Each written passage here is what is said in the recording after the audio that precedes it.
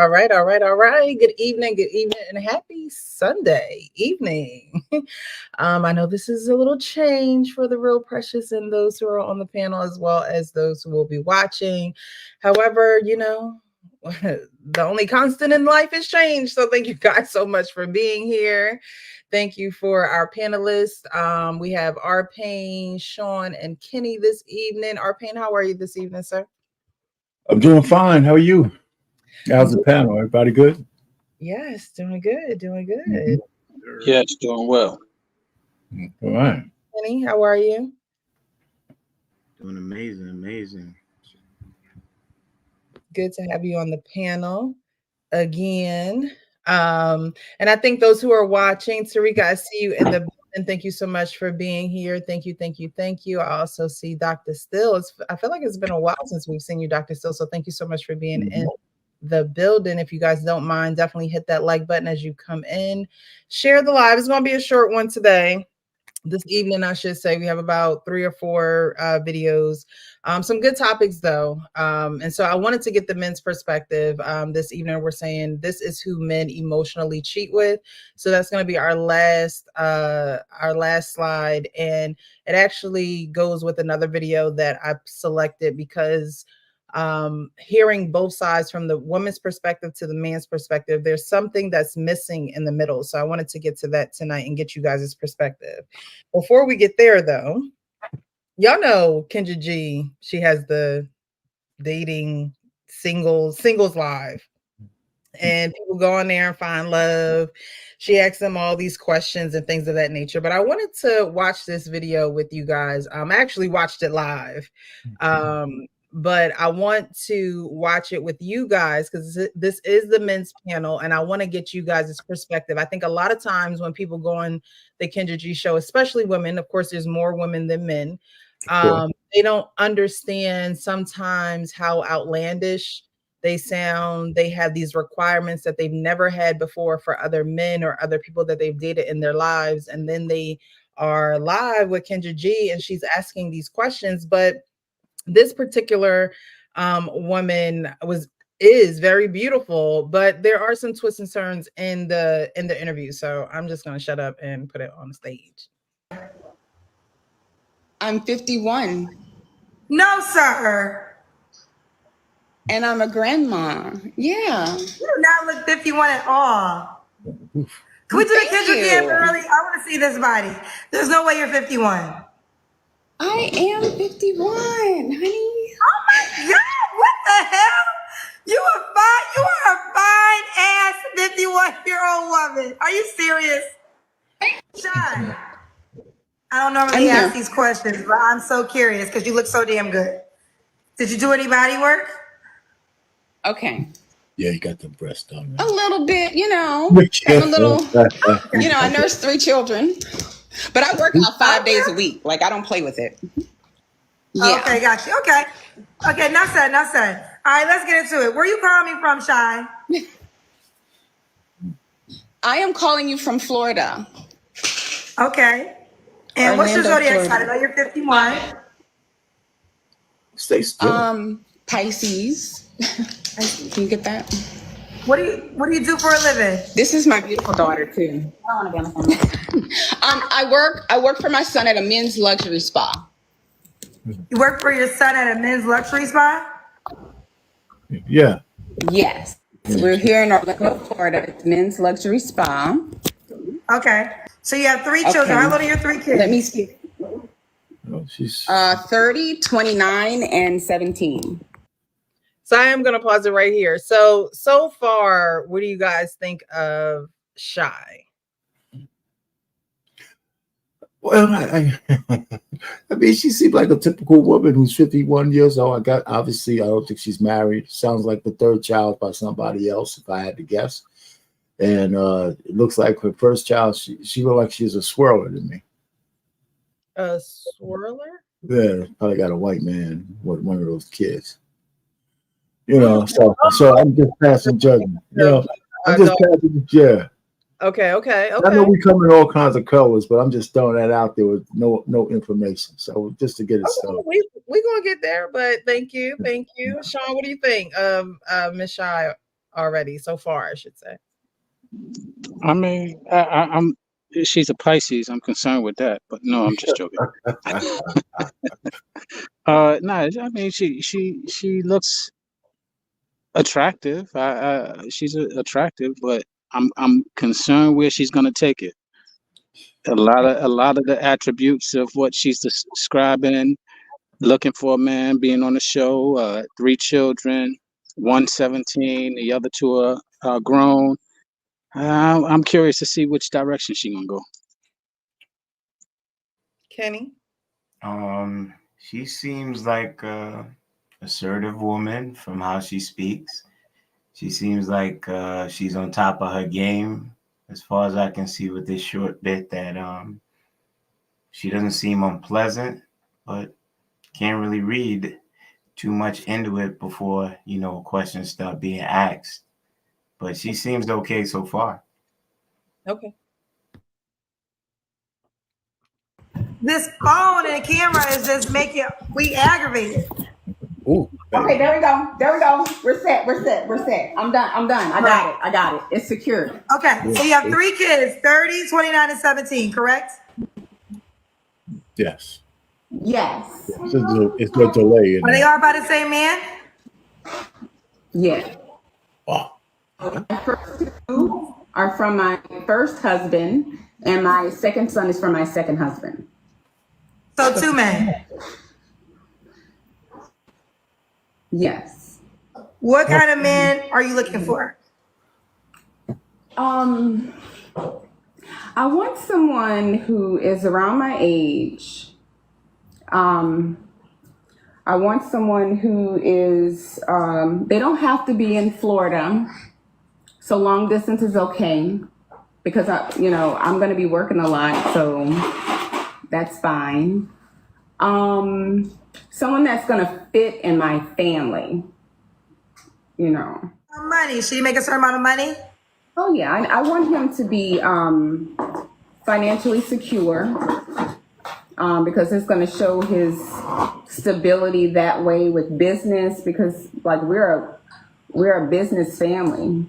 My son runs like 15 different businesses. I help him with the spa, but I also help him with other businesses that he runs. So they need to understand that. So what's the minimum? Like, can he make $75K a year? I need someone a little bit more ambitious. Okay. Can he make $100K a year? But if he made that and like owned some other things, that's different. So then he wouldn't make $100K a year. He would make more. Right. So is $100K too low? Yeah. Is there a minimum then? I mean, I don't think he would be able to be generous enough to me with that. I'm Kendra, we being honest. I know. I'm just asking you the question. Yeah, and yeah, our lifestyles would need to match. My mom has 2 cars parked outside, a G-Wagon and a Porsche. She needs a man that's gonna be maybe having like a similar lifestyle or better. Okay, so that's fine. The question, listen, that's fine. The question is just simple. She's not good at articulating exactly what she wants. Hey, hold on. I'm the host of the show. I asked a question, and if you answer the question, we can move on. Okay. I know that's your daughter, but check your daughter. Back to the question. Does the guy have to make a minimum amount of money? It's an easy question. If you have a minimum, you can just tell me and we move on to the next question. Well, I mean, I would, like I said, I would like him to be financially secure and stable. I don't want to have to. Say the How about this? If a guy made $150K, should he DM you or is that too low?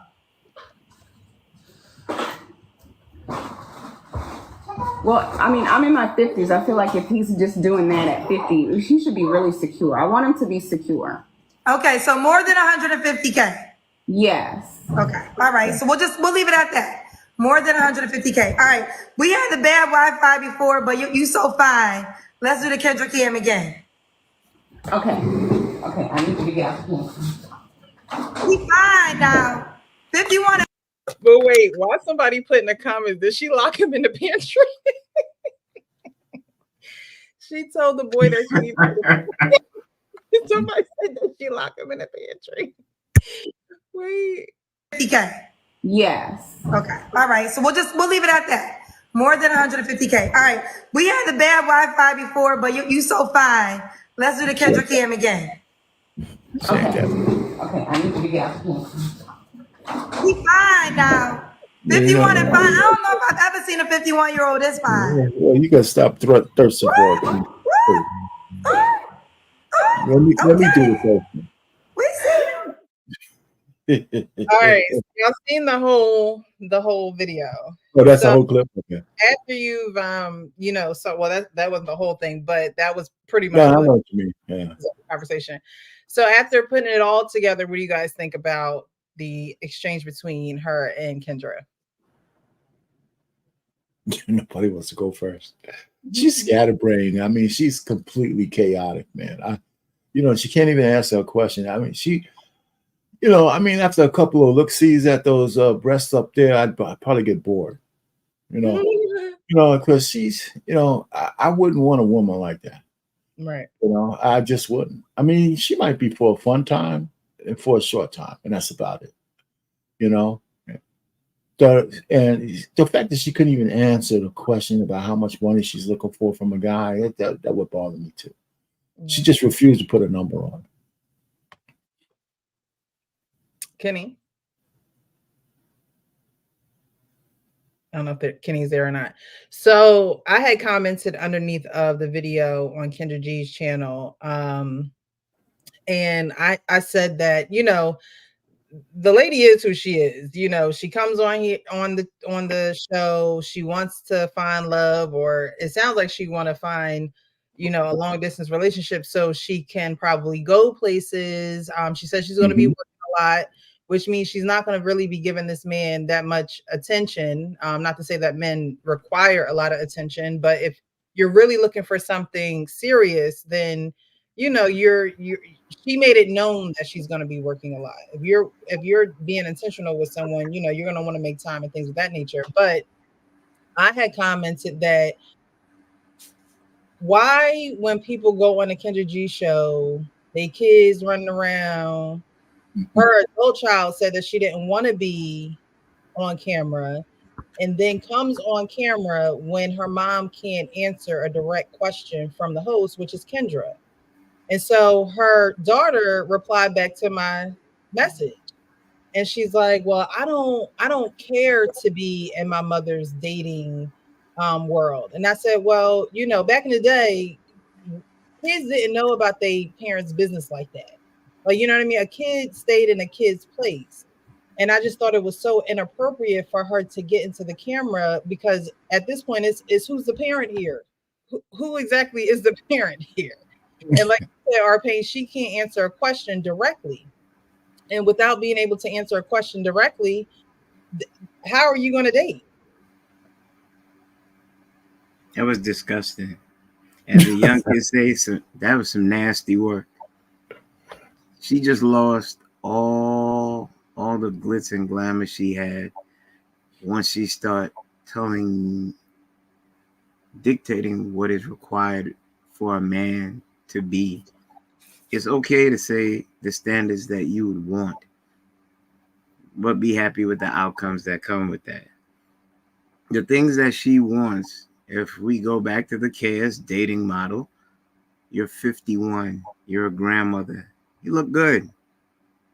There's a lot of younger women that look good that don't have as much baggage as you. Okay, you're a woman that living a certain lifestyle. Your big mouth daughter already said, she got a G-Wagon and a Porsche outside. I'd have left as soon as she started talking.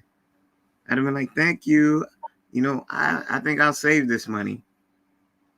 High maintenance, like the person said, of course. And men of that age, she said, I want someone around that age. Those men typically know the things that they want in their life. And when you're meeting less sunsets and sunrises in your life, the woman in your life has to exude peace. And that comes in many different facets. And that quickly unraveled like a stale pot of collard greens. Oh my Okay. God. I digress. Sean, get some of Superficial. I mean, to each his own. You can be superficial if you like, but you get superficial men, and you get super. You basically are requiring a high price escort, as far as I'm concerned, and whoever could afford the price can dictate what they want out of you, and that's uh, when you say those are the things that you want, like Kenny just said. Sometimes that comes with certain attributes that you might not want. So if that's what you want, to each his own. I ain't even gonna get into that. I'm so tired of getting on women who are superficial because it's so rampant right now. But the point is, if you're gonna be superficial, you're gonna get superficial personalities and characteristics, and that's what you're running away from, and why you're single usually. So the cycle Yeah. continues. Yeah, she had two husbands, and you know what? It's clear that she talks about this stuff with her daughter, 17-year-old. I mean, it's clear. So Sounds like she taught her daughter to be superficial as well, because the thing she no doubt, said was no was doubt. very, yeah. Oh, my mom got G wagon.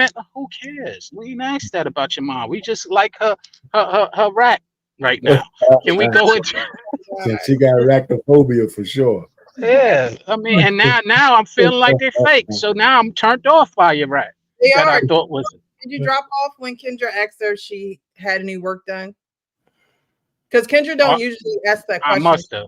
to I women. must have. That's one question she doesn't ask unless, I mean, you would have to volunteer that information. But because she was so put together, Kendra's like, I don't usually ask these questions, but did you have any work done? Because at 51 and looking like that, is I mean, honestly, don't nobody want to look like grandma no more.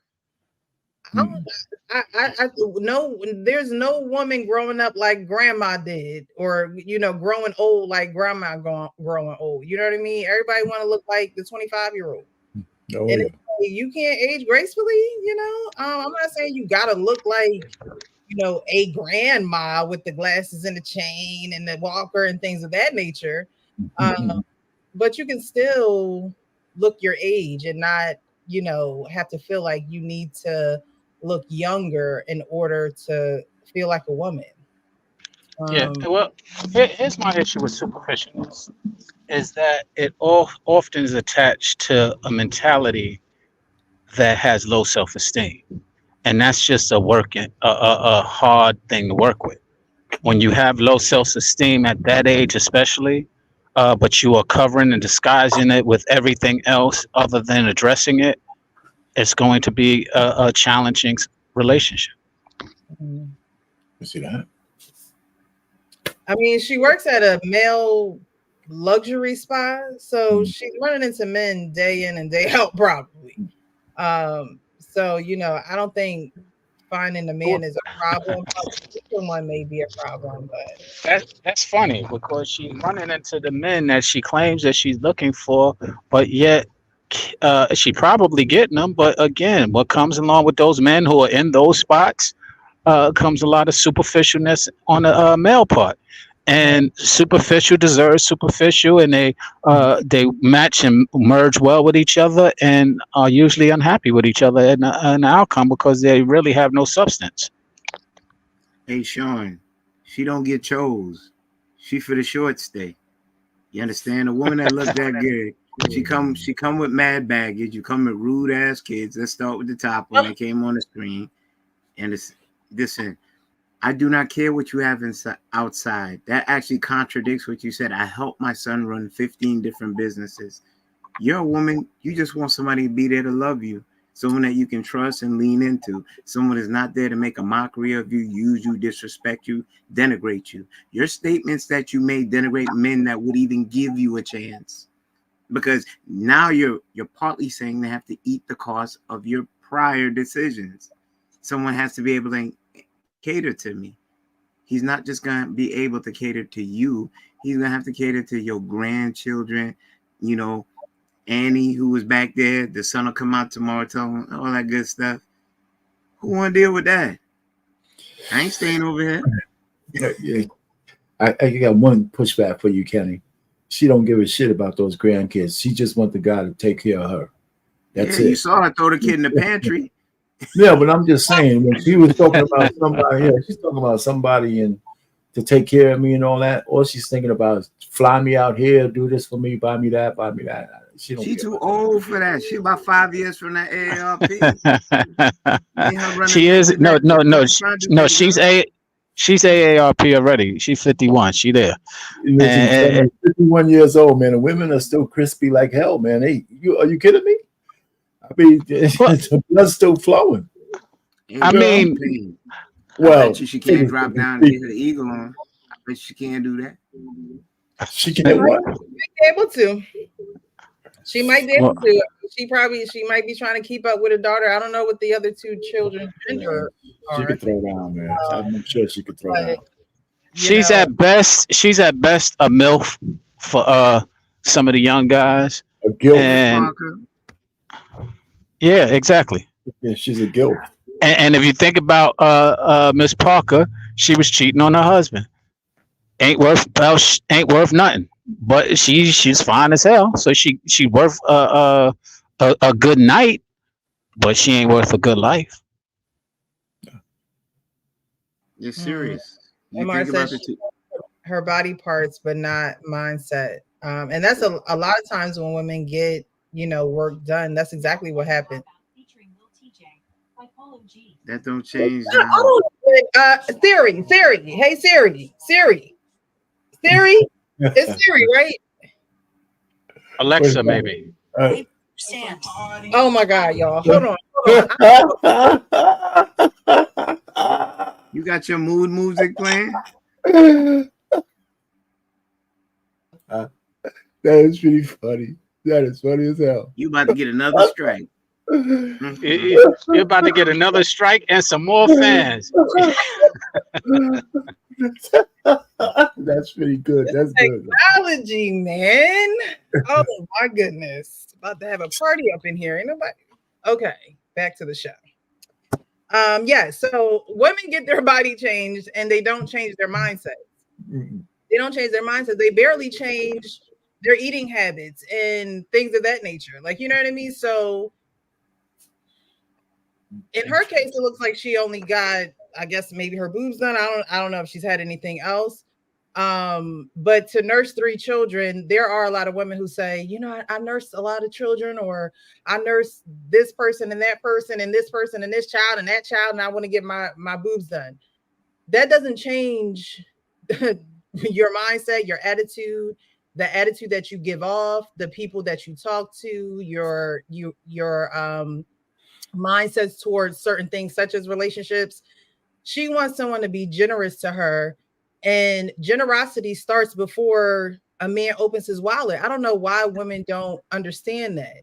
Generosity starts before a man opens his wallet, but women think that once he opens his wallet and he's giving me money and it's coming on a regular basis, that this man is generous.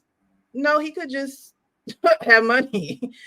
And a lot of men aren't just doing that unless they have, some balling career, or they're a music star, a rapper, or something of that nature. But most 51-year-old men are not trying to just spend money on women just for the hell of it.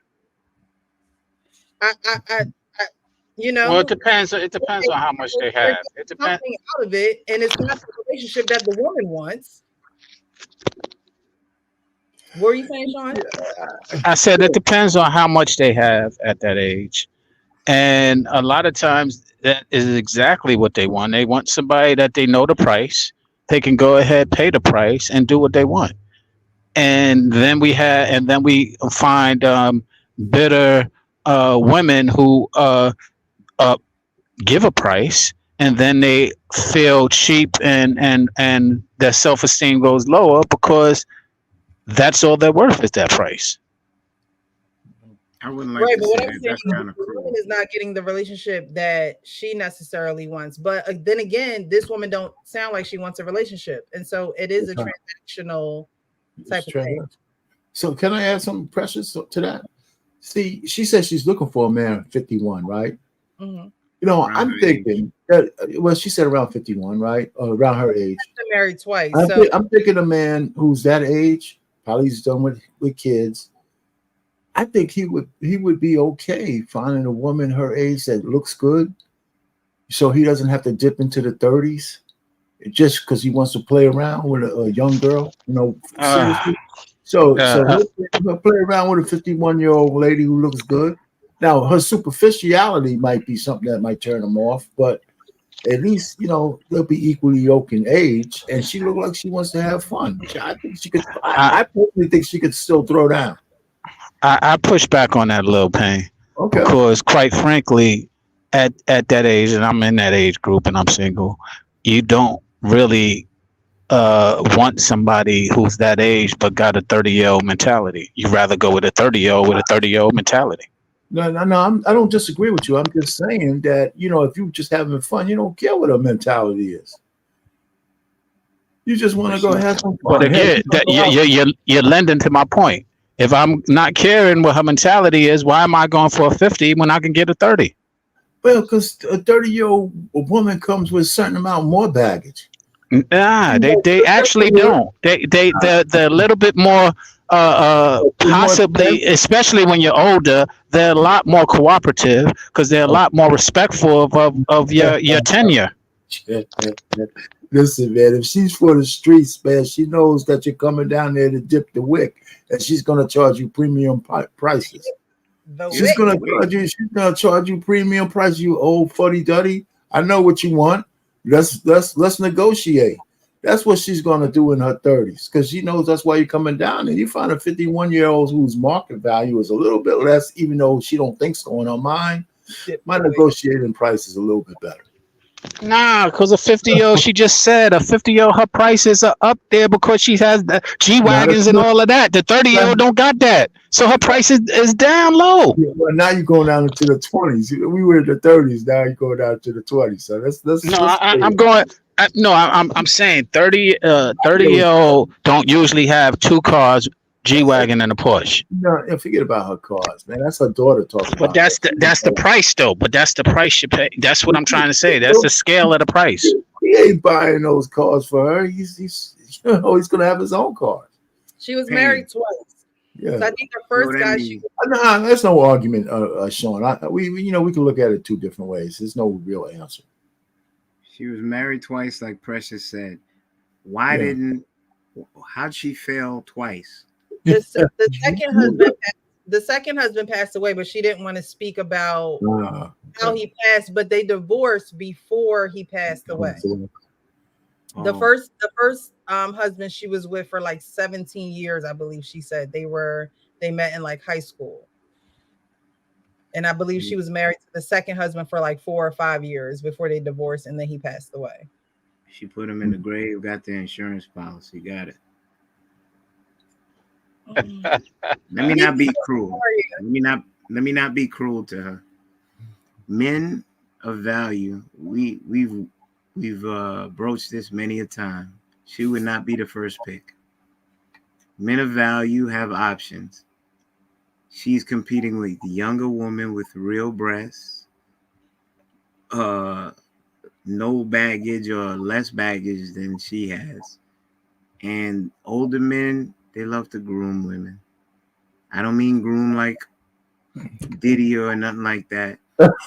Those women fall into line when they're with a man of value that stands firmly on his feet and tells a woman straight up, this is what I want. You want to hang? You can hang. If you don't, it was nice meeting you. Because they know they have the pick of the litter. When you're 51 and I'm having a discussion with me and you're telling me what you want, and I'm a man over 150K, that puts me top 15, 10%? Now, so somewhere there, I'm looking at you like you out your rabbit ass inside my head, inside voice. And then your daughter come behind, what you gonna do? And what you gonna put next to the G-Wagon and Porsche? I'm thinking of how quickly I could get out the door. Yeah, except that if you keep apples to apples, the 30-year-old woman will have a 5-year-old coming to the damn gone thing, as opposed to a 17-year-old that you can say, get the hell out of here. So I mean, no.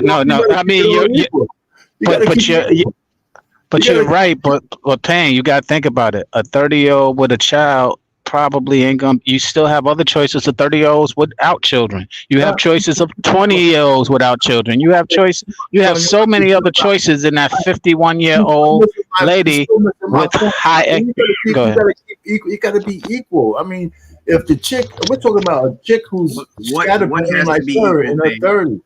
I mean, when you're moving the ball, you're making a 30-year-old to be somebody who's looking for something. She might just be looking to have fun, just like the 51-year-old.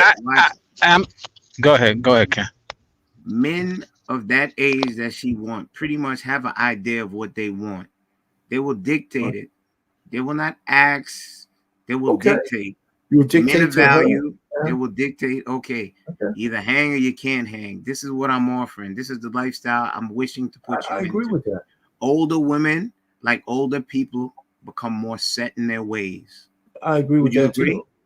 Yeah, he would dictate to both of them, the 30-year-old and her. Okay, if I'm balancing that, would I take a 51-year-old grandmother with a sassy daughter all in my ear, or would I take the 30-year-old with the kid where I have an opportunity to do what? To groom her and say, you know what? We're not talking about grooming. You're not letting me. You introduce the 30-year-old. Allow me to make the platform. I'm sorry. Go ahead. The 30-year-old, which aspirationally you would think she would listen more, and has an opportunity to be involved with a man of means. She has the ability to make corrections that a 51-year-old cannot, because they're more set in their ways. Would you disagree about that? No, listen, you're moving the goalposts for the 30. How? The 30-year-old women are just as ratchet as the 51-year-old. Some of them are. If they just looking for fun, they don't give a shit about your grooming. They want you to pay, and they're gonna give you what you want. That's it. But we're not missing it. We're just saying we're paying more for the older woman. We're paying the biggest payment, the biggest baggage that she's coming with is an old dog who you can't teach new tricks. That's a bag. Bang it out. No, you don't. You want to bang. You don't want to bang out old crepit. Let me not go there. Okay, so we're moving the goalposts. Listen, I agree with both of you. If you want to take a choice to groom a woman to stay with, I'd take the younger one. But if you're just talking about banging them out, the younger one is going to charge you more money because she's going to charge you for her youth. And we're trying to tell you what we're disagreeing with is that's not true, bang. But the younger one is not going to have as much experience on the money. She's going to think a lot of money is $10,000. Wait. She's going. Wait.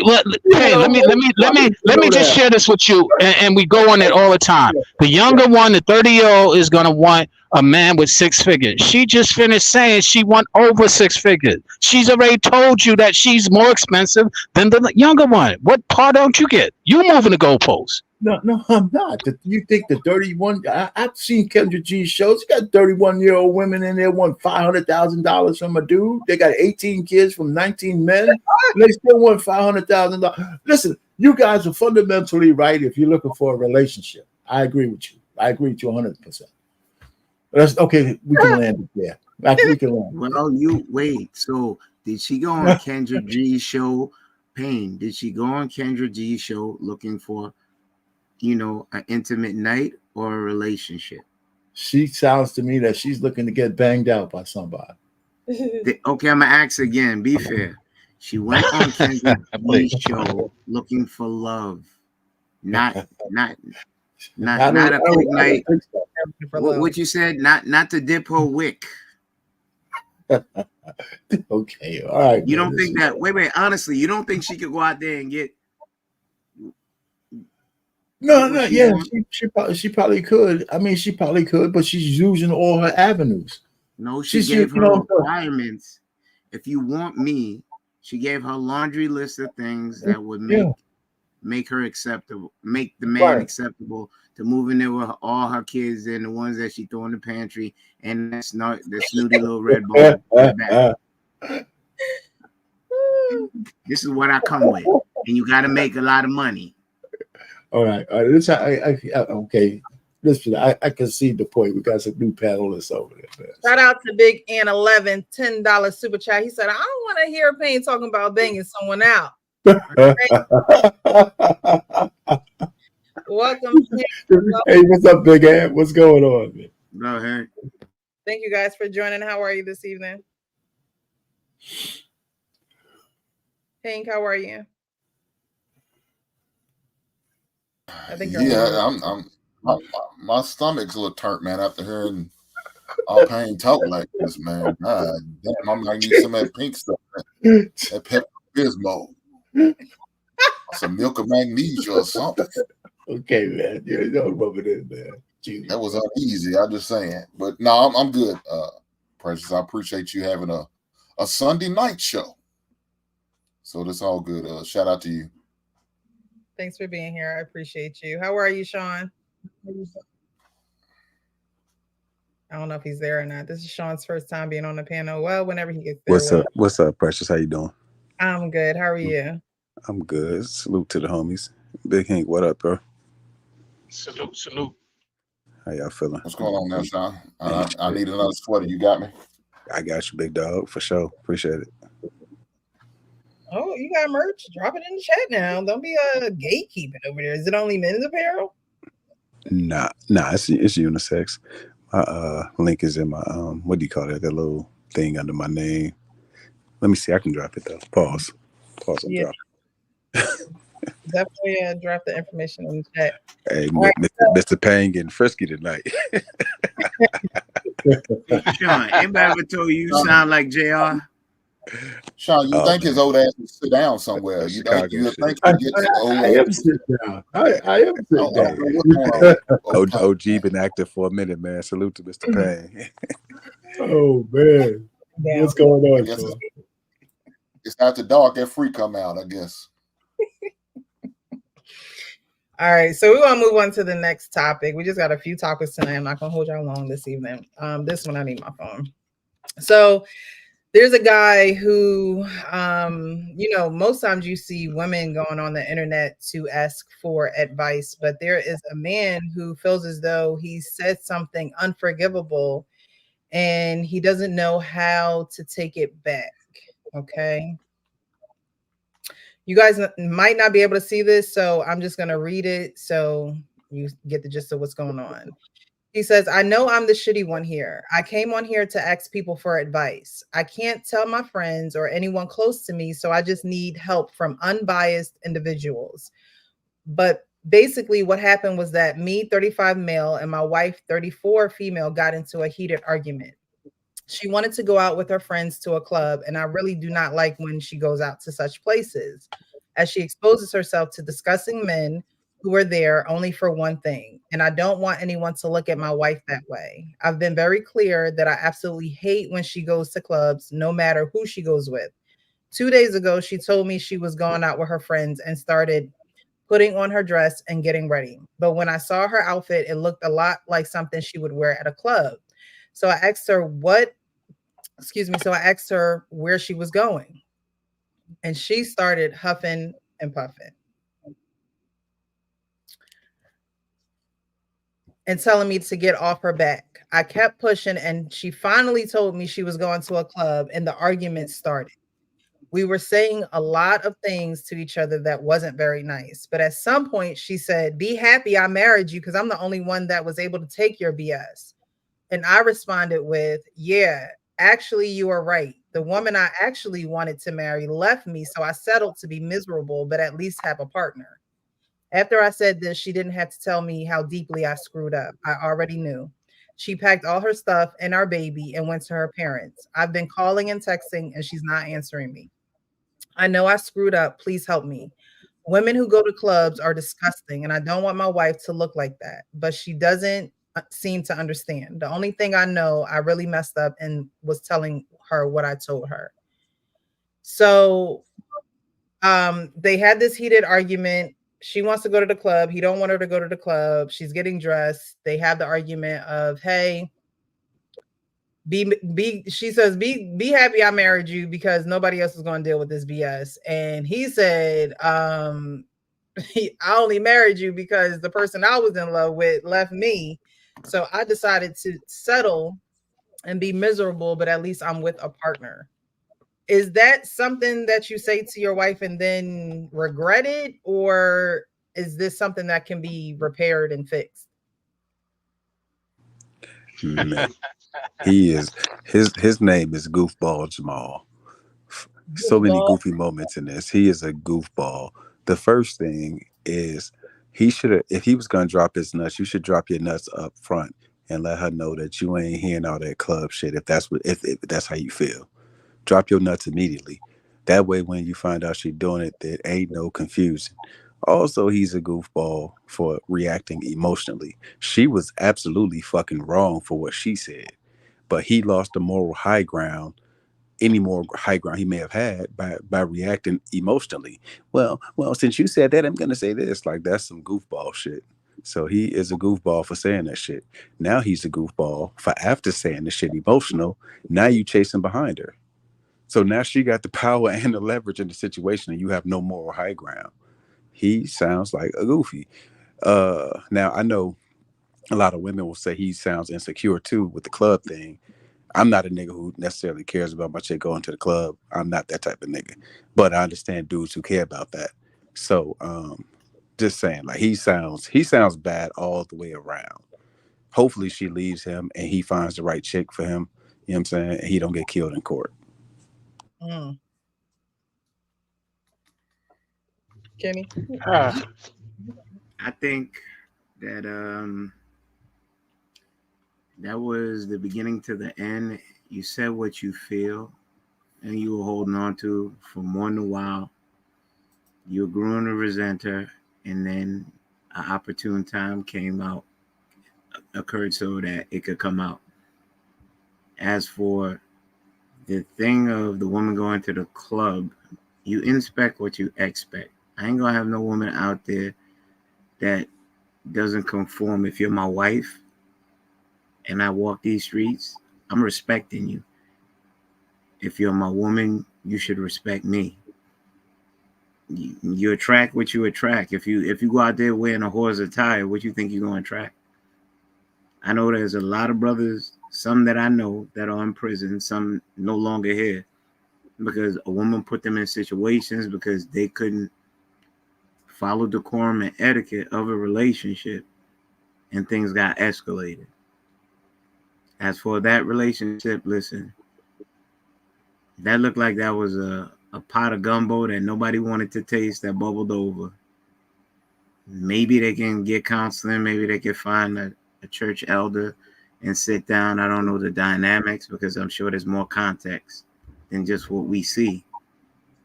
Maybe it's salvageable. I know worse has been said in other relationships, but I'm thinking aspirationally. Right there, they're in a bad place. If they can conquer this obstacle, I think they can be together forever. Or they can easily let go the vows that they promise till death do us part, rich or for poor. That also goes for trying situations. If they're willing to dash that away easily, so be it. They got to run their race. I'll land right there. All right, all right. I think they're in a great position. Let me explain. They've been holding on to that resentment for some while. Her resenting the fact that she's married and still wanting to go hang with her girlfriend. Him resenting the fact that she ain't complying. So they've been holding it in, and it was an implosion or explosion that happened, and it came out through their words. Okay, so fine. All right, let it out. Finally, it's out. All right, so cool. Now, if y'all really care about it, you got your feelings hurt that you want to pack up your stuff and go. Now you want to go to your mother house. You could have been going to your mother house with the kids prior to going trying to go to the club, but you didn't want that. So now he says something that hurt your feelings, and now you want to go to your mother house and take the kid, and he's feeling like, oh, I messed up. No, you finally was honest. All right, she's finally honest. All right, y'all hurt each other feelings. All right, go ahead and start addressing some of the real issues that had y'all resentful and bitter in the first place, and you might be able to do something best for the child.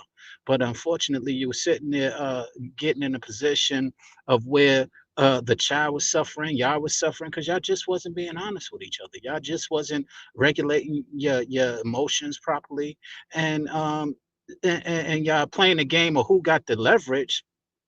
Fuck the leverage. Nobody, who cares? You don't need no leverage. The leverage is y'all both coming and coming to a conclusion that will benefit your child. That's the leverage you need to be concerned about. And right now, they are at a pinnacle of a place where now they can address the real issues that were lingering, that were harbored, that was hiding, that were disguised, that really would have exploded one way or another anyway. So be glad that it exploded verbally as opposed to physically, because they do have a child that still needs both their mother and their father, and neither one of them was doing a good job of being a mature man or woman who took vows in order to start a family. They was too busy thinking about other things. So they're in a great place, you ask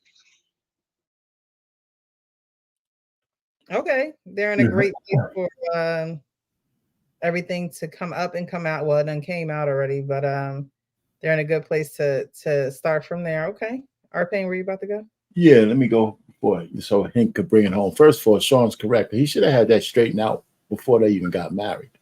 If you got a wife, a woman who wants to club and you ain't for it, that's supposed to be one of the things on the table. And if you couldn't handle it, I wouldn't marry you. You know, if that's a deal breaker for you. Now, one of the things is it seemed like she was habitually going out. When your woman is habitually going out to the club, she's thinking about somebody else. To me, it's you know, because the only thing you get there is she needs some validation from other men. That's how I look at it. Now, the other part, or what I think what she said to him, she meant it. And what he said to her was in reality retaliation. And I'm not so sure he meant it. He just said it out of hurt and immaturity.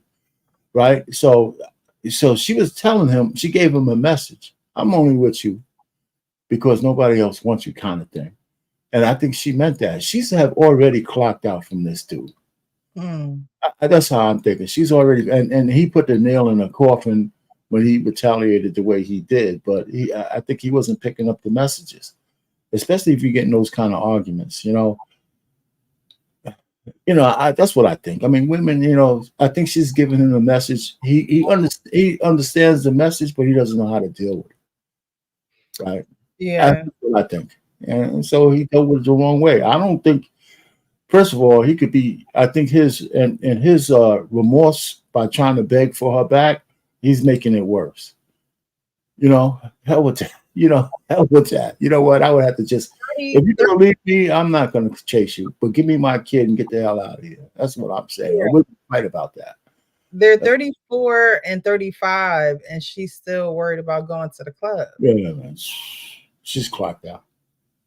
I mean, how much clubbing can you do? Like, the living room need to be a club at this point. You know, like, come on. If you got a baby, like, things are paying. That changes the whole dynamic. Real quick before we get Hank, that's the whole dynamic. You didn't factor in the kid, Payne. I did factor in the kid. What are you talking about? That's what I ended with. You know, first of all, I don't believe that. I didn't. I'm sorry. I think she would have more trouble taking the kid out of the house going to her mother with me than just going to her mother's house. You know, wait a minute. Where you going? You was getting ready to go to the crib. You ain't taking my kid out of the house. That's where we would get into trouble. I mean, I think men acquiesce to that shit too much. You know, go if you want to go ahead and sulk with your mom, go by yourself. The kid's in bed, we're chilling, and I have the kid. You wanted to go out, go out. Just go out, but you ain't taking the kid with you. You know, so that's how I would feel about that. So anyway, that's just me. You know, men acquiesce too much to chicks when they get like that. You know, don't be taking my kid. Hell with that. Matter of fact, let me go do a paternity test. I'm not sure it's my kid now anyway. I just do that shit with you. You know, so. Anyway, but I'm done.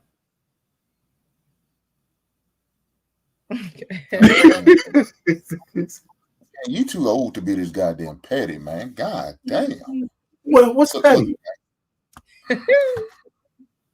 Now you're gonna question the kid if it's yours now. I was just bullshit. I'm bullshit with that last part. No. Payne, I think you dead serious. I believe No, you. I believe you. no. Wait. Not on this one, but not on this one. Now, let me say this. So I agree. That conversation should have had it from the get-go. You know, more than likely, you probably met her ass in the club anyway. That's probably where you met her. So if that's the case, you know, you should inquire about her interest on going to the club. Are you in this place a lot? Is this something you frequent? You know, and if that's an issue for you, my man, you need to either say something about it or let her be, because you know you can't handle it. At the end of the day, he knew he couldn't handle it. So she was petty by making a slide statement like that. Well, I'm the only one. Yeah.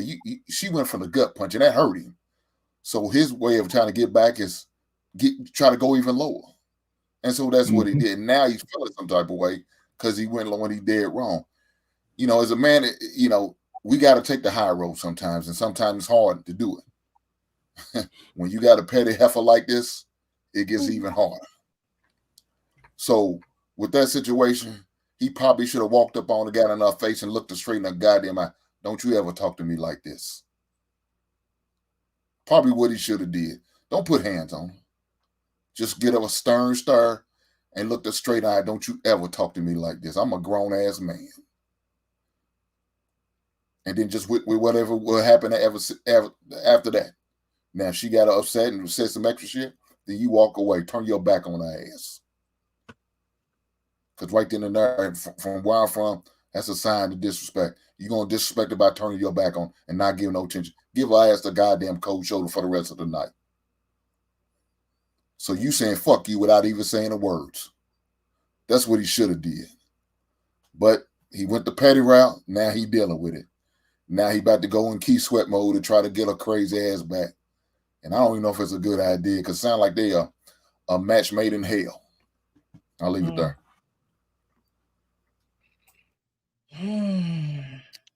And on top of that, I think he got a great point. But here's my concern with they have a child now, so they got to grow up, and both of them are very immature. Not in age, because there shouldn't be at 35 and 34. They're immature mentality. Maturity doesn't come with age. Maturity comes with mentality. And you know, unfortunately, if they didn't have a child, I would have a different position. But at this point, that's why I said they're in a great place, because they need to address some of these things, because they have a child. They got married and have a child for whatever stupid reason, good reason, whatever the case may be. We can't even dwell on that right now, and just leaving and up and leaving. That's childish. We got to now buckle up and be mature. Be a grown man and a grown woman. Figure out, I hurt you by what I said. You hurt me by what you said. How are we not going to hurt each other so that we don't hurt our child? We have a few comments here.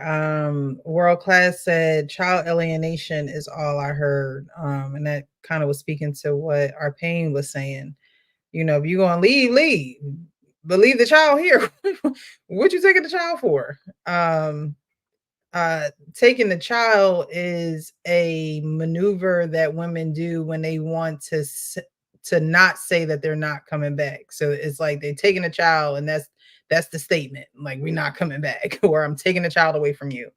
And like our pain was saying, you know, too many men acquiesce to that. And that's how you end up with so many single family homes, because, you know, there are women who have sex with men that they're not with, or they're not in a relationship with. But you have men and women who are in relationships. They have a child now. For granted, they aren't married, which they should be, but they're in relationships.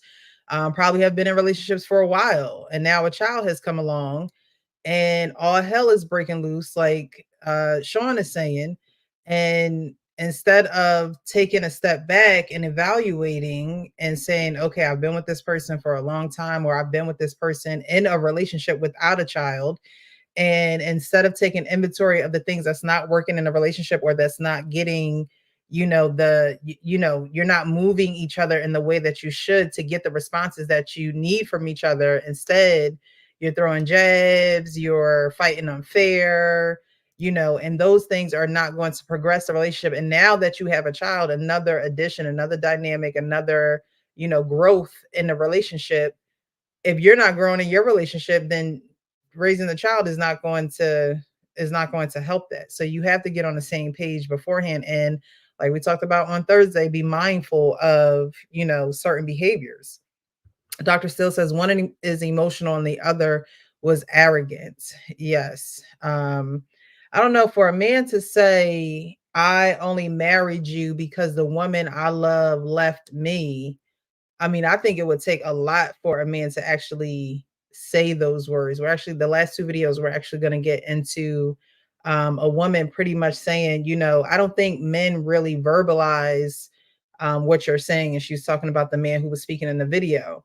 And then again, I have another video that I'm going to show where a woman says, we could tell when a man is cheating, but we can't tell when he's unhappy. So I think that there's something in the middle there. But this man went all the way to the left and was like, hey, look, you think you the only one that can put up with me? I only married you because the love of my life left me. So, I think that's going to a place where this man obviously needed therapy or emotional support when the woman that he did love and that he was with left him. So we not to say that everyone's the same, but you have to ask, why did this woman leave him?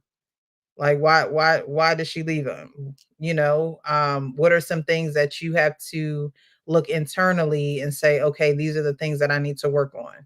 Were you emotionally eruptive like that with the woman that you loved? You got to take some emotional inventory. So, he definitely was emotional, and she was just like, hey, look, I'm going out. I've been dealing with you long enough. MR says many of us men pick wrong because of convenience. Yeah. I saw something that said that, men marry, men aren't forced into marriage, which, is a fact. But it said that men marry the woman that is around at the time that they're ready to get married. Do you guys think that that's a true statement, or that's true, or any truth to that, or that's just another social I media? think there's relevance to that. I mean, obviously, when you get married, now you're opened up to finding out who you want to marry, and if there's somebody who is compatible, who is around you at that moment, and you're ready, you're going to make the moves in order to secure that, or to try and go in a direction you're ready to go in. So there could be some truth to it, and whether that person is around or whether they were around or available prior to, you can argue. But yeah, when a man is married to be married, his eyes are open, and so anything that's in front of him, he's seeing. Let me just say, I think most men who do that are men with scarcity mindset. I think a man who just married a woman who's around him, who's getting the goodies from, and he thinks he probably couldn't do any better, and he doesn't want to compete anymore. I think he'd settle for something like that. And I think that has come with a scarcity mindset. I would never. I mean, if I was anecdotal, that's the only way I can do it. But that's what it sounds like to me. And you might fall in love with the chick, but I think he's getting some goodies. And he said, well, if I don't have to look any further, I'm going to just ask this one who's with me. And I just think that there's a lot of guys like that, probably too many. I agree with you. I would just think that if he's getting the goodies, he's been taking inventory for some time as far as some of the things that he wanted. And that's probably why he made that decision, not out of scarcity, but out of, all right, these are some of the benefits. I already am enjoying the goodies. Here are some of the attributes that I think and qualities that I think that she has that I might not have been really paying attention to. And he has taken an inventory. I don't think he's just jumping in if he was getting the goodies. He pretty much knows her. He probably does have feelings for her, and there's probably some attributes that he might have been overlooking when he wasn't ready to open his eyes. I think both those things could be true at the same time. Yeah, Dr. Agree. So lonely that he was willing to settle for whoever approached him. I was in that situation 4 times. So that could, I believe that happens with men too. You're lonely, you're not really dating anyone. Maybe you were married before, now you're divorced. you want somebody next to you. You want a companion. But loneliness also, a lot, they say, the devil's playground is, that idle time.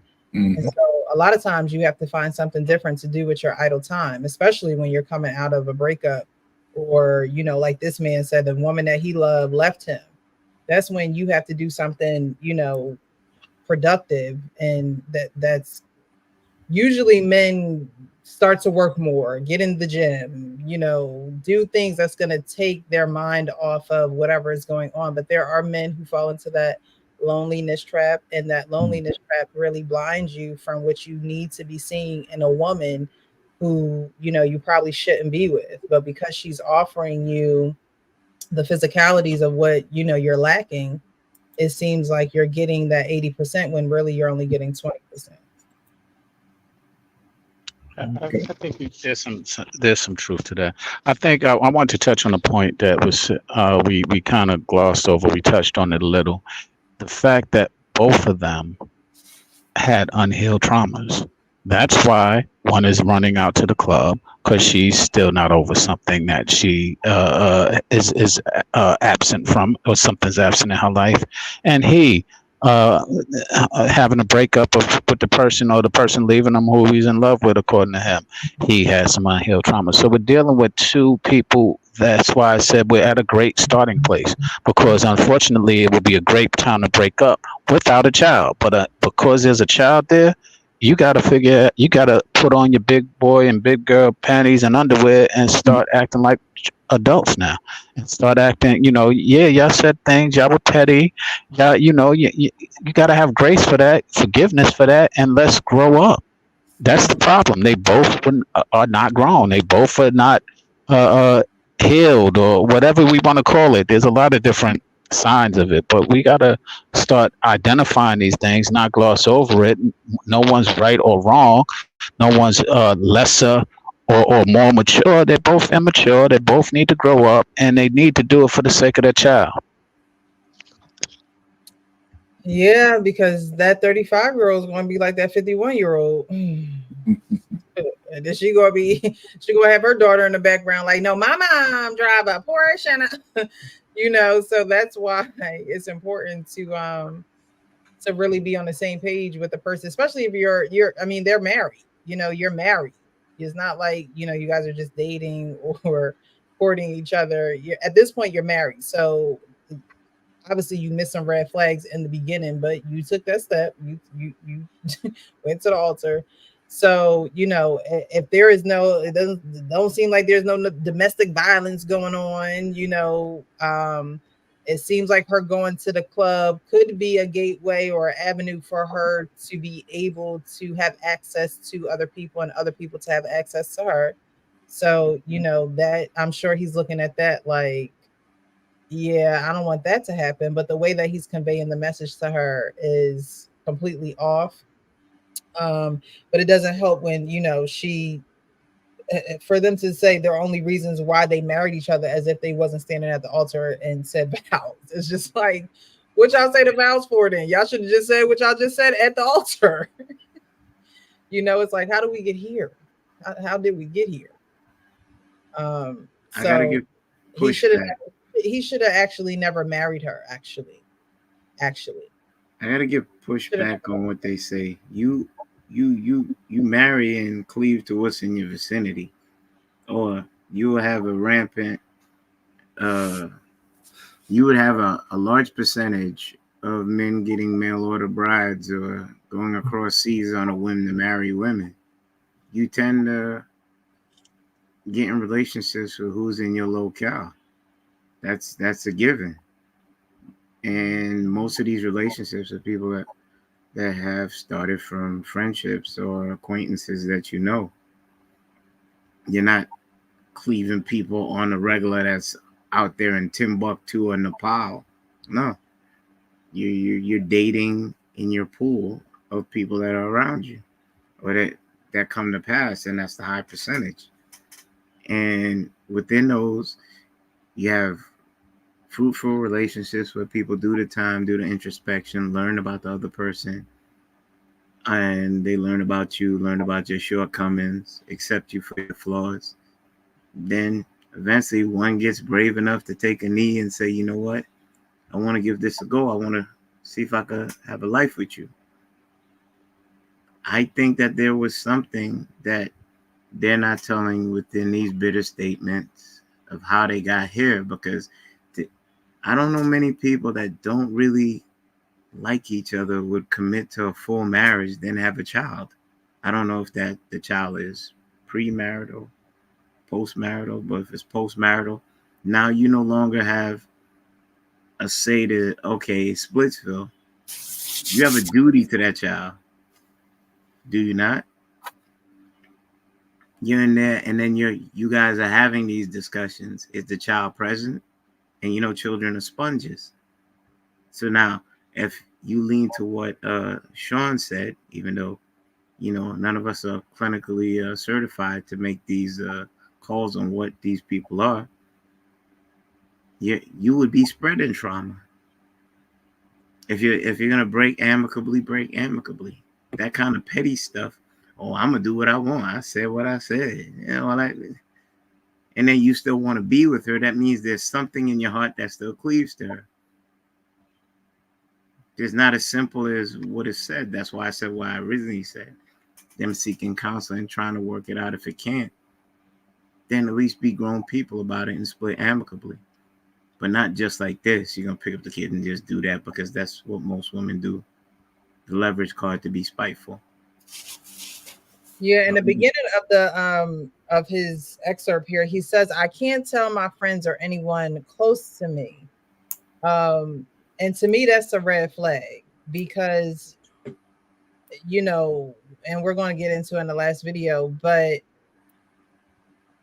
is it common for men not to talk about their issues and things of that nature? Yes. But a mature man would know that he would need, like, can he say either counsel, a mentor, a trusted friend, someone that you can bounce your, you know, ideas, insecurities, what you got going on. That is needed. That's needed for women and that's needed for men. You know, it's needed for both parties. And so the mere fact that he has to come to the internet and he can't go to anyone who knows him, like truly know him. You're supposed to be able to, you know, talk to someone who truly knows you and loves you and will let you know about yourself. You know, pretty much tell you that you tripping or that you need to seek some help, or, you know, that is very important. But we're going to get into the next video. It's a short video, but right after that video, I'm going to play the next video. And I just want us to be able to kind of meet in the middle with these two videos. Say, ladies, why does our sense of discernment always tell us when a man is being unfaithful, but it never tells us when a man is unhappy? And I ain't gonna lie, it kind of made sense. We don't be seeing that shit coming. But we can tell when that mofo is cheating. Ladies, do you want to answer this in the comments? Because I want to know. I'm curious too. All right. So she says women can tell when men are cheating, but can't tell when he is unhappy with you. Right. So we're going to get into this next video and then we're going to talk about it. Tough part. What was her job at the beginning? Was it bitch and complainer or cheerleader? Well, originally she was the best cheerleader. That's why I chose her forever. She made me feel like the fucking best. Well, at what point did it change? Because guys do what you cheer them on to do. But the more you disregard, the more you complain, the more you go like, well, it wasn't done the way I wanted to, my way, the less they're going to be like, I want to fight for you. If you start taking your guy's kneecaps out, he stops fighting for you. Well, I don't want to be accountable for that because he should be stepping up. He should be standing up. You hit him in the kneecap, though. You're kneecapping the guy that you want to stand up, and you're the reason he's doing it. How conflicting for this guy. It is conflicting, but I don't think that men are communicating that.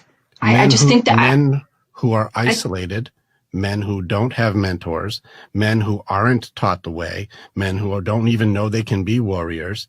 right. The only influence that these guys have, and this is a very important sentence, the only influence and the only person that they want happiness, the only person they want to feel joy and connected, the only person they want intimacy and love, the only person that matters is their girl and how important her opinion is. And what opinion is she giving is also important. And as soon as she's the nagging, complaining one, the most important resource in his life does not approve of him. He's not good enough. He's a problem and he doesn't do anything fucking right. What stand up for yourself thing? What stand up and do things is he supposed to have when the one person he would do it for is his hardest critic? He doesn't have a pack. He doesn't have the guys to lean on. He doesn't have good mentorship. He doesn't have the brotherhood. He doesn't have that stuff. Do you know, I have hundreds of guys when they come in and they go, I can't believe that what you built exists. We have all these guys who get together, and I'm talking about the baddest ass dudes, you know, MMA fighters, strongmen, police officers, soldiers, Marines. We all get together, Navy SEALs, you name it. We get together and we do have that open vulnerability, that heart, that empathy. I love you, bro. I'm here for you. Man, that's tough. What do we do to serve you? How can I have your back? That's the thing your girl is supposed to do. I even made a joke that most of my guys are emotionally cheating with the brotherhood, because my guys are the only ones who seem to give a fuck. So I played both of those videos back to back because the woman in the first video says, we could tell when he's cheating, but we can't tell when he's unhappy with us. In the second video, the guy is going on about a woman first being a cheerleader in a man's life and then becoming nagging and not really supportive and kind of hitting him in the kneecaps and not really being who she initially was in the beginning of the relationship. And so the woman says, well, men aren't necessarily communicating this, you know, the way he was articulating himself. She's like, men aren't communicating this. And he's saying that, well, when she act like that, why would I want to communicate with her? I'm just going to go to my brotherhood of men that we've, you know, formed this bond. It's a lot of different type of dynamics of men in the group, and they all get it. They all understand where I'm coming from. They all can vouch for me. They all can support me. So when a woman says, well, we can tell when he's cheating, but we can't tell when he's unhappy, are men really verbal when they're unhappy, or are they just going off doing their own thing and not necessarily communicating that with the person that they want to be open with, the person that they want to love and all that good stuff we were saying? Are they communicating these things or not necessarily? Whoever wants to start. Oh man, there's so many dynamics to what just those two videos, and there's so much truth to all of them. Finding out the roots of them is where we're gonna have a lot of the discussion. So yes, women are cheerleaders. Yes, they can see when a guy is cheating, because really what they're listening for and what they're looking for are different. And when they first start, they're looking to find out all of the intriguing things that make him tick, because they want him. They're interested. They value those things at that point. Then at some point, they start valuing what they want, and stop valuing what that person is, and stop valuing what they started out valuing. So they started looking for those things. And you, like, for example, if you're one of us, they're looking at your podcast, they start out with that. Then after a while, they veer off and they're looking at whatever else has got their interest. But the first thing, the initial thing, was they was looking at what it was that you was doing, and they were cheerleading that because they was interested in that. But for some reason, they got complacent at somewhere, somehow. And so then it lends to where men start veering off to their friends who are still interested in what it is that they think and what it is that they are doing. And so you have that dynamic that developed in the second video. So it's kind of like, I understand both of those scenarios, and they are rooted and develop in the places of what people and what specifically women are interested in. Initially, they're interested in everything about the man. The question is, when do you start losing your interest and why? Okay. So are you saying that that's a question that needs to be answered on the woman's end? Because if she didn't lose interest, and if there was no reason for her to lose interest, then he would be more communicative. Or is that what you're saying? He didn't have to be communicative in the first place. She was looking for the things that interest him. So where did you stop looking? Where did you start feeling like it's not important to understand anything about your man? Where did that's the question that I would ask any woman if I was giving them advice or just listening to this. When did you loved him at some point? What were the things that you loved about him, and where did they go? Mm-hmm. Okay. I'm gonna say a couple words. Mm-hmm. Simp, sassy, zesty, gay. And one statement that really grinds my gears when I hear certain women speak, and they start off with this: if you was a man, okay. Most men don't have a safe haven where they can rest their concerns and how they feel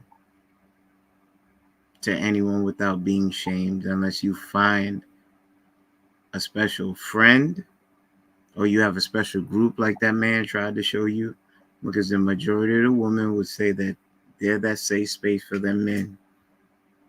But we know so many women that in times of adversity, they weaponize those things that men do, divulge to them. Men have to project this stoic thing, never cry, never show fear, never show hurt in this world, because we're denigrated, profiled, and minimalized. The majority of why this space is so packed with men that's supposed to be red pill and, voicing their opinions in negative fashion is because they don't have that haven where they can rest and trust that said females would not take those things for granted nor weaponize them. And I'm not saying all. And then when women say, okay, I have female intuition, I know when you're cheating and I don't know when you're hurting, I beg to say that's a lie. I beg to say those women that say that are selfish. They see it, but they care not to see it because they would fill in those blanks rather than roll up their sleeves, be that rib, be that support, that thing I talk about, be that thing that brings peace and calm. They prefer denigrate and emasculate men with those words that I gave you. So why would I trust you in that simple place? I mean, not that simple, that tender place where I know can break me in two. I would never let you get there. I would spoon feed you some. I could coexist with you. I can be your protector and provider. But as for opening that door way down in, the basement, I don't know about that. I think I'll give you enough as I can bear. I still love you, but I don't think I want you to touch me there. So I have a question. So if most men don't have a group, a support group or mentor, whoever to speak to, right? They don't have this. Yet you get in a relationship with a woman who is already complex in all her ways. Relationship's going fine. It's going great. Then there's times when it's not going so fine and it's complicated and you're having these feelings. Would you agree that having these conversations and diving into these topics with her would be difficult for you if it's not something, and not you in particular, but a man, if it's not something that he does with anyone? Yes. I would say yes. The interesting thing is I say it to women all the time, and I say it to men as well. There's nothing you can hold and throw up in your face if you ain't ashamed of it. So we have to be able to mature as men to not allow something to break us down in a manner, and women as well got to be able to have a little bit of thicker skin, because if you can't be vulnerable and you're afraid to be vulnerable, then you're just afraid. And let's be clear on that. And if you're afraid, then you need to really start becoming. How do you get over that fear? Because that's what it boils down to. You're afraid to be vulnerable because you're afraid that they're going to hold it against you, or they're going to throw it in your face, or they're going to feel a certain way about it. Well, then you're afraid, and that's fine. But let's address that. Let's not sit there and be absent or go into isolation because we're afraid to talk.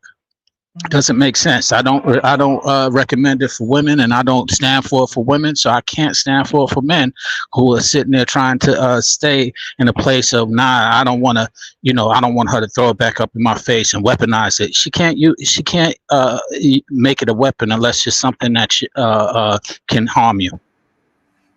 Sean, you gave case in point. I'm sorry.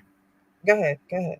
You gave case in point of how a relationship that you were in turned bad because of how someone spoke and also treated you. And you're no longer in that relationship. I believe it was many episodes ago, and I remember like an elephant. And now you're saying it's not.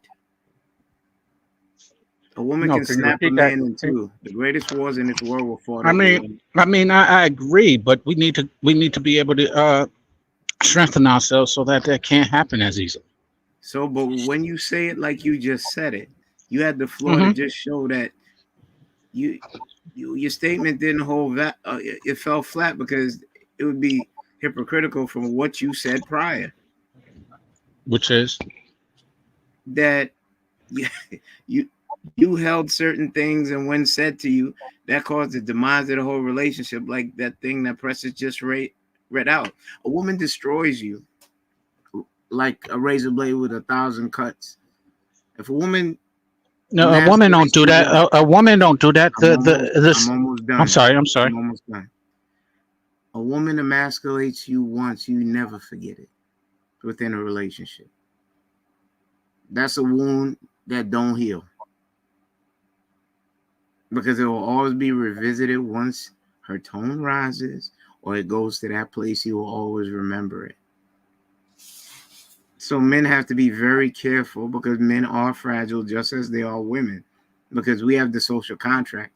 That woman that you cleave to, you should be willing to die for. And if you can't fully lean into her, most men are fragile with their egos. I said spoon feed. There'll be a point in time when you may be able to cross that bridge and take that leap of faith to a woman. I did not say it was impossible. Well, I just don't think that you should get in relationships with people that you can't be honest with. I think that's the mistake that most people are running into. You want to be in a relationship, great. But if you can't be honest with someone with how you're feeling, what's bothering you, I think that women can tell when men are cheating because it's obvious that they are veering off, or it's obvious that they're spending time away. But it's not as obvious as what's on their mind, because that's what they choose to do when something is on their mind. So that's why that woman is probably like, well, I don't know when he's unhappy, because he doesn't say anything. He's not communicating that, but his actions are showing that he don't want to be here. And I'm not saying that that's the case, but him going away doesn't help the situation if a woman, does really care. Now, a woman could inquire, a woman could ask questions and things of that nature, but that becomes nagging after a while if you're not the type to be hot, honest, open, and transparent on what's really going on with you. And you can still give that spoon-fed, information to her, but it has to be something. Because just like a man can veer away, women veer away too. They always say women mentally check out before they actually leave the relationship. Well, a lot of men physically check out, and mentally they'll probably keep their mind intact, but now you're doing things that are counterproductive because now you inserting your penis in somebody that you're not in a relationship with, and there's troubles that come with that because now you don't know what type of crazy this next girl got. At least you know the crazy you're dealing with. So there's a lot of different dynamics that can come when people aren't communicating. But if you as a man, as a leader, can't communicate what's going on with you, then you shouldn't be in a relationship. You should be in a relationship with someone that helps you do that communicating. That's the person you should be in a relationship with. I agree with you on that point, but I agree with you on that point. But here's the real kicker. I would say with the first lady, her guy probably told her what's wrong with him 100 times. She just didn't hear him. She looked like the kind of woman who didn't hear him. I mean, that's what I'm saying. The fact that she's not in tune with him is not because he ain't talking to him. I mean, women in general don't give a shit what we say. So she's, and a lot of these modern women are always attuned to whether their guys are cheating because that's all they talk about. They're always projection that cheating bullshit. And she looks just like the actual prototype of a woman who would talk just like she said. Right. So, I'm stereotyping her and I'm doing it because she looks exactly like a suspect who would think that way. And her boyfriend, whoever he is, because I don't think she's married to him, probably told her 100 times what's wrong with her. And she just doesn't give a shit. I get what I want out of him, and I'm only tuned in and whether he's cheating on me. And that's more. I think that's more of the situation as a man, not opening up. And the truth of the matter is, and I agree with you what you said. In general, you should, if you can't trust a woman that much, you shouldn't get into a relationship with her. But the relationships these days are based on mostly transactional, and the trust thing is not there. They don't really necessarily have to trust each other to have a relationship. Now, if we're talking about marriage, that's one thing. But if you're just fooling around with each other for the time being, how much time do you really build up the kind of trust that matters? So, right. And a man, wait a minute, Sean. So a man should, you got to be very prudent with whoever you tell your intimate secrets to, including your wife. You got to be prudent. And not, well, hold on, Sean. You sell a lot of stuff. Whether it's not because you're afraid that she's going to burn you one day, it's because she doesn't need to know all that stuff. She just doesn't. You got to be prudent in what you tell her, because when the shit hits the fan, she doesn't need to know whether you're strong enough to have her back because you let her know all your goddamn weaknesses. We don't need to be offloading all that stuff on our women. Forget about it. That's just me. So I can hit there's somebody else I could talk about the second guy later on because it's part of that too. I was laughing at what you were saying, Payne, because you have a funny way to tell men who are single what they just to get hit and just to have sex. No. You say it like a relationship is only a relationship when you're married, and it's not the case. No, listen, Sean. I know it's not the case, but I can only speak for my thing. We're in these streets here, Sean, and it seems to me the biggest problem we have is that people have these relationships and they're all over the place. That's where all the trauma comes from. That's where all this stuff comes from, and people are not really committing to each other, so they're always in between. And not for everybody, but I think the majority, like him says, don't say some. I think the majority I agree. With each other. That's what I agree. I agree with you there. But what I'm sharing with you, what I'm sharing with you is that you say that and you're right. But then you offset like, if you're just gonna, if it's just having fun and it's just you then that really conflicts with the point of a significant relationship. And when I speak of relationships, I'm speaking significant relationships only, whether you define it through marriage or whether you define it through commitment. And so and I don't want to play around with it. Like if you're playing, then you're not thinking about a relationship. Let's just be clear on that. And that's the part of. They could call it what they want. I get it, and that's why we have so much confusion because we're calling anything a relationship instead of identifying what it should be. The only distinction between a relationship and a marriage is marriage.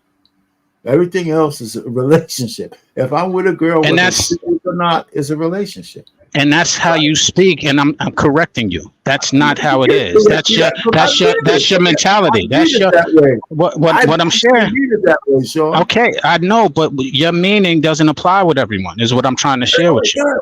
Only hit dogs holler. If it doesn't apply to you, just let it roll off your back. Okay, but the point I'm making to you, I never let it stick on my back. The point is that when you when you're speaking about it, you're speaking very definitively as if you're not married, it's not a relationship, and you say it indirectly, and you say it directly very often, and you then when I bring it to your attention, you nah, and I'm like, no, yeah, you that's how you speak. Okay. So, hey guys, you know y'all both right, so it's over. Fuck it. Y'all need to stop. God damn. Okay. Talking this motherfuckers on her arguing with each other. Ain't no me and Kenny ain't gonna get that shit to say. Discussion, man. You know, so real precious, could you repeat the question because they talk so much I forgot it. The question was if men don't really have a network of people that they can closely talk to, confide in, when they do go through the riffraffs with their woman, wouldn't it be difficult for him to actually communicate with her if that's not something that he's used to doing?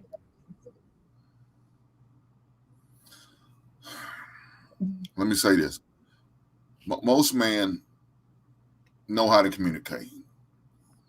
Now, it's all about I think it's their comfort level on how they talk to the women. Because, you know, talking. If you could talk to your guys, you could talk to your women. But you got to get past a certain comfort level. You know what I'm saying? And what you're comfortable with sharing and what you're not comfortable with sharing.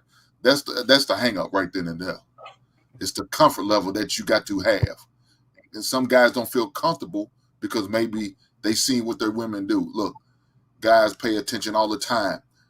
If you're gossiping with your friends about what's going on with them, why do I think you're not going to do the same thing with us? Soon as I put you in a mood that you don't like, who's to say you're not going to go share? Girl, that motherfucker here, he get on my goddamn nerves. He did such and such and such, and I can't stand that shit. That annoys me. So now we see this, we watch this, we pay attention to all this. So now it's like, damn, now I got to be watching what I tell her. Now I got to watch what I say to her. Because whatever I'm going to say to her, the street's going to find out. And I don't want no woman who talks too goddamn much and tell all our goddamn business. No man wants that. Now, some men accept that. I don't see why they accept that, but they do. And still go and tell her. Yeah, that makes no sense to me. So if you know your woman's a gossiping ass heifer, you better keep your goddamn mouth shut. And just tell her what she needs of her. If you feeling a certain way, you better figure it out by yourself. Because if you don't feel like you can share this with her, you in there for the long. You in a lot of trouble. First of all, you probably shouldn't have married that woman. That woman should have never been blessed with your last name. But for those who already did it and said I do, and ain't shit you could do back out of it, you better figure out what you can say and what you can't say though. And find somebody lower in your circle that's got some goddamn sense about them, could talk you down if need be. I'll get you through it. I'll leave it there. Okay, all right. I'm afraid to say anything because I talk too much. But but I just well, hey, I don't mind it. I'm very accountable to it. And I didn't want to gloss over the point that I made earlier. And if in fact, I think Kenny, you asked a question. If in fact, your woman does something to cut you, your woman didn't do it. That circumstance or whatever it was is cutting you. And that's just the case. And to Hank's point of what he just said, if you have something, if you know their tendencies, men speak out, but men put your business out in the street as well. If you notice a person who puts your stuff out in the business and you can't trust them to put, then you don't tell them things. I agree with you. No problem. You limit what you speak to them on. And if that happens to be your woman because she can't hold water, then when she asks you, well, why didn't you tell me that? Well, it's because you don't hold water well. I've said that to plenty of my friends who don't hold water. They said, well, you never tell me certain things. You never I said, because you don't know how to keep stuff to yourself. So I deliberately don't tell you. And I was very honest, open, and transparent to them about that. Yo, I'm not telling you because you talk too much. And if that changes, if they offended by that, okay, well, that's just the reality. But if you change that, maybe I will be able to tell you some things that I don't tell you now. Deliberately. And they're very good friends of mine. Okay, so the second video is about edification, right? A lot of women don't edify their husbands, and some husbands don't edify their women. So, and I'm only can speak from husbands and marriage. So Sean, forgive me if I look at it from a real relationship. Real no, I'm just saying, listen, the edification is and no matter what kind of relationship you have, is key. And it comes down to trust. But a lot of times you don't get that. When the lack of edification will destroy your relationship with your guy, mostly that way. Guys can impact women that way, but when women do it to a man, they destroy his ego. You're gonna have less of a man in your relationship if he wants to stay with you, because he's going to be hurting all the time, and he can't look to you for anything positive. Only time you talk to him is when you want to tell him what he's doing wrong, and so that's a big deal. That is an absolute big deal. So, do you think that women don't care what men go through in y'all feelings, or is it just that they're not understanding enough? Well, real quickly, that's why I said what I said. I think men need to remind women that we have feelings, and you need to watch what you say. And I think men don't do that enough. They don't tell women, listen, what you say, if you want the best out of me, you got to give me the best. And I got to leave and fight the world for you. You got to put me out there so I have my armor on. You can't be stripping that shit off when we're at home. And if they can't understand that, then that's a different story. But if they can, then they'll get it. And that's all I'm saying. So a lot of women lose sight of that because women think about themselves first. Most people do, but women have a good knack of doing that. So I'm not excluding the men, but women tend to. How am I satisfying this relationship first? It's all over the place. You just hear them talk. And that's true, but women do listen when they're interested. At the beginning of the relationships, they're listening very clearly. They're listening to things you didn't even tell them. That's why they know certain things about you. They're listening. But once they get into the relationship, the complacency might happen, and then they stop listening, and we complain about it. They know how to listen. They listen to what they want to. Okay. So yeah, most women are not good listeners. They are good communicators, but they're not good listeners. And the reason why I say that is because they've been so used to getting that attention and somebody's paying attention. So when somebody's paying attention, they just feel like it's an opportunity to grandstand and just tell us about everything, whatever's on their mind, whatever's on heart, whatever's on their spirit. I mean, you sit back and listen. Now, I teach men all the time. Just listen. Pay attention to women. Don't talk a lot. Get that intel. Get all that knowledge you need, because that's going to let you know right in there if she's the type of woman that you want to deal with. Now, another way you're going to sit there and know and learn, find out if she even takes the time to take a breath. And maybe in that breath, she comes up for air and then asks you a question and want to know about you. Or is she just going to take a breath, get a sip of water, and ramble on? Right then and there. Yeah, she's a heartless heifer.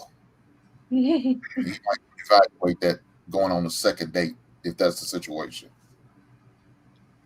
Ooh, pushy heartless. All right, we're gonna get into the final thoughts. 'Cause I gotta get over. Why you laughing? Because Hank just is just Hank. You know, he's just one of a kind. He's one of a kind. Spoonful of bitters. Final thoughts, guys. I appreciate everyone who, this is a Sunday night show. It's not the norm, but I appreciate everyone who is watching, who is tuned in. I do want to read some of these comments before we get into the final thoughts, and then we'll get out of here. MR says, private eyes on some nonsense, but void of connection. I think women do want to be connected. I think men want to be connected as well. I just think that there is definitely a barrier. And it could be a communication barrier. And I think that, again, I think mindful is just going to be, my word for the rest of the year. Because even myself, we all have to be mindful of just certain things that we do that we don't question. There are certain things that we probably should question about ourselves that we don't. And men and women alike can do that.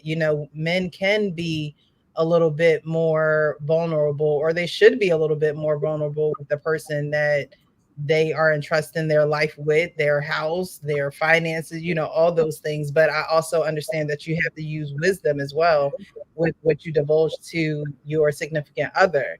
I believe that's why God should be a huge part of your relationship, because there are just certain things that we're just not going to understand in our human strength about one another. I truly believe that we're humans, we're complex.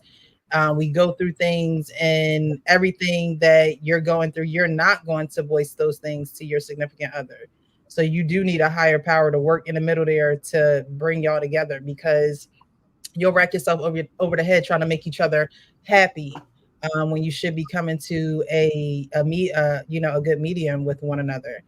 William Williams says, there isn't any way I'm saying I'm cheating with my brotherhood. So yeah, that was something that he said in the video, and that's why I named the video, This Is Who Men Emotionally Cheat With, because a lot of times you'll hear women say, oh, he gonna hang with his friends, or he hang with his friends more than he hang with me. And they do believe that men emotionally cheat with them with their friends. But within listening to these videos, the friends understand, the friends take time to understand, the friends, do give that constructive criticism. The friends probably do take time to listen, like Hank was saying. A lot of women don't listen. They just talk and ramble on. So it's not that men are necessarily emotionally cheating on women, but they do find a common ground. But if you can find that common ground with your friends, you should be able to find that common ground with the person that you're having sex with. That you should be able to find it with them as well. And if you can't, then you just don't need to be with that person. You don't need to force anything with anyone. There's no need for that. William Williams also says, we don't talk most of the time. Women typically won't listen. And we bring that point up as well. Dr. Still says there are communication issues in both videos. Both men and women should communicate their feelings to each other. I agree. Find a way to do that. I always say reading, expanding your vocabulary. Therapy helped me a lot, because it does give you exercises to help you be accountable for being mindful of behavior, thoughts, moves that you make, and things that you do in your daily life that you're not really, conscious of. Black Lexicon says men do communicate, but they use the why you conversation starter, meaning like why you. I don't know. Men do communicate, but they use the why you conversation starter? I don't know. Maybe you guys can understand that. Carlisle Tom says, I think both men and women usually do not say if they're unhappy. It usually can be a temporary feeling. Yeah, so that goes in within using wisdom and being wise on what you divulge, because sometimes it is a temporary feeling, and you have to, especially for women, we have to really, decipher and be wise with our feelings, and question our feelings. Why am I feeling this way? What's causing me to feel this way? Is it even him, or am I irritated at something else and I'm taking it out on him? Aaron says men directly or indirectly warn women as to what the problem is before they cheat. Some women ignore the signs, which is true. But I think that you need to take indirectly out of there and just be direct. As a man, I think that men just need to be direct, point blank, period. There is no in between, indirectly. I left this out so you can, no. You need to be direct. And if a woman can't take your directness, um, then she just don't want to listen to you. She don't want to cooperate. The Wife School Podcast. Hey, Wife School Podcast says it's because you can fake happiness. You can't fake that sexual connection distance. I don't know. I can't fake happiness. Whoever faking happiness, I don't even want to know how to do it. Black Lexicon also says they have an exaggerated view of manhood. His mate validated, but when she realized it was not true of all men, she came back to reality and left something delusional. All right, so we are going to go to final thoughts, and then we're going to get out of here. Again, I appreciate all those who have been here this evening, those in the chat, those watching on Facebook, and those who are connected to the channel through someone who's on the panel. So, guys, I appreciate you for being here. We're going to start with Hank. We're going to work our way up to our panel.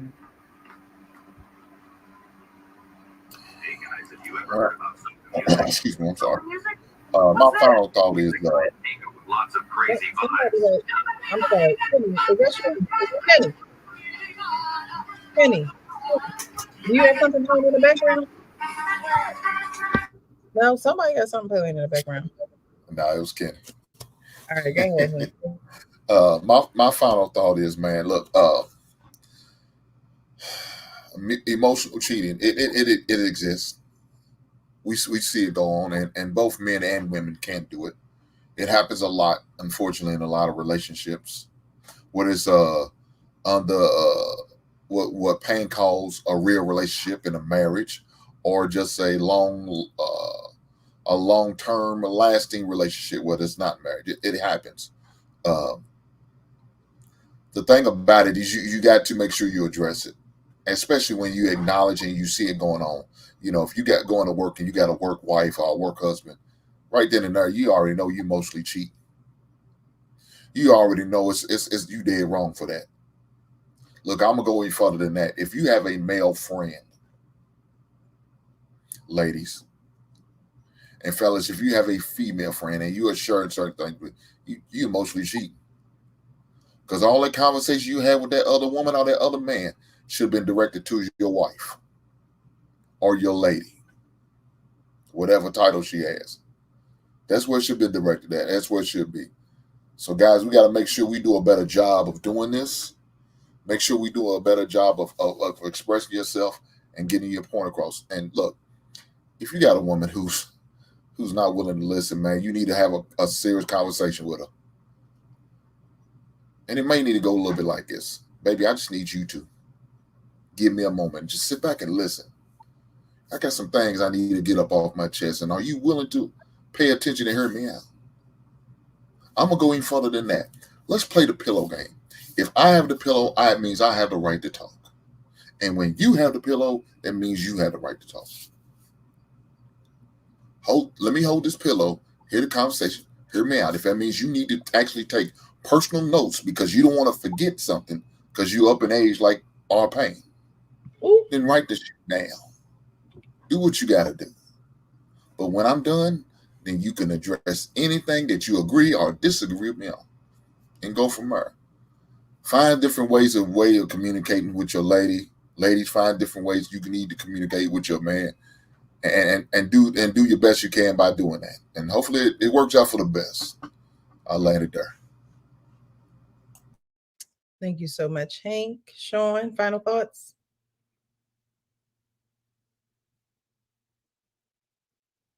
Go on. I'm trying to take myself off mute. My fault. Thank you, Hank. That was very well put. And actually, I actually have reevaluated my position on certain things due to Hank's previous viewpoint. You know, because I do have a lot of friends that I have spoken to, and he makes a valid point, and I share that point regularly. But it's even deeper that if you are in a relationship and you're speaking with me, then you are emotionally cheating on that relationship because you should be speaking to a man. And I say that pretty regularly, but I just want to reiterate that past conversations that I've had, and Hank brought up some good points that I was like, you know what, I'm going to even define it further because it's absolutely the truth. Okay. And so, lastly, I'm sorry for stopping. Lastly, is that we need to have better emotional regulation. And what I always say, we need to be able to have trust. Without trust, you can't have love. And love is the driving force of many of the relationships, and unfortunately, it's missing in a lot of them. And I'll end it there. Okay. I love when the panelists get some good takeaways and are mindful of what's going on. Hank, you done taught Sean some things. Thank you. And Sean, thank you for being open to, you know, give us that precious gem. You like how I did that? Of what you learned from Hank. So thank you. I like that. Kimmy, closing or final thoughts? Be brave, be daring. Love up on the people that love up on you, especially that special one in your life. In no way, shape, or form am I advocating for you not being totally transparent and bare to the woman that you love. But don't be foolish and offer your 80 and she's only giving you 20. Be discerning to the woman that you choose to submit confidently into. Then it'll work. In moments of adversity, she should already know what not to do to hurt you. Rather put that liniment on your wounds. You're in for the long haul. Too many people quit too quick on things that could be forever. And I don't care what most say, the pickings is slim. Love who gonna love you back and be intentional about it. Don't be on the other end, sipping Ripple in the park, talking about what never was. Presenting a life that you deprived yourself of living because you were fair to be open. You're fearful to be open. And I'll leave it there. Thank you so much, Kenny. And our pain, final thoughts. I think you're on mute. Those Hank made me go on mute, so I was trying to honor him by shutting up. You know?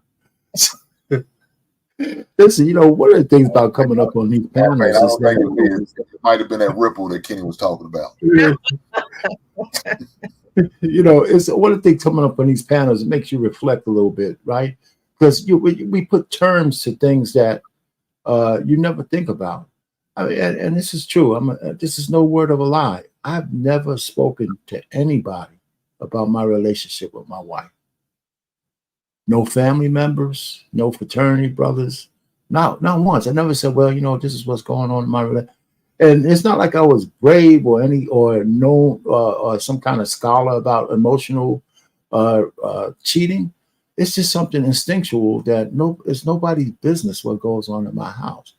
You know, now I've used my fraternity brothers when a chick, you know, broke my heart, and I told them. And then that was the last time I ever did that. I was 19. This girl that I was going with, she broke my heart. I told a frat brother, he came in, see me crying and shit over her, you know. And then by the end of the night, everybody in the frat knew I was crying. They tore me a new one, and it should never happen again. Mm-hmm. Okay. It never happened again, if you know what I'm saying. So you got to be careful even who you use as emotional buffers. You know, the frat brothers were unmerciful. You know, it's, you crying over a chick, blah, blah, blah. But thank God I was 19 and it never happened again. So you live and learn. So, but no, in the marriage, my marriage, no, I can't speak for my wife. I don't know who she could, I know she don't have no male friends like that. But I don't know. She says she doesn't talk about our relationship either. You know, I just take her word for that. But I've never done it. It's kind of crazy. Now that we're putting this in some sharp focus, it makes so much sense. It does. So I'll just land it there. Thank you, Arpane. Mm-hmm. So it seems as though, you know, there are uncomfortable feelings around divulging information and the information being given back to you.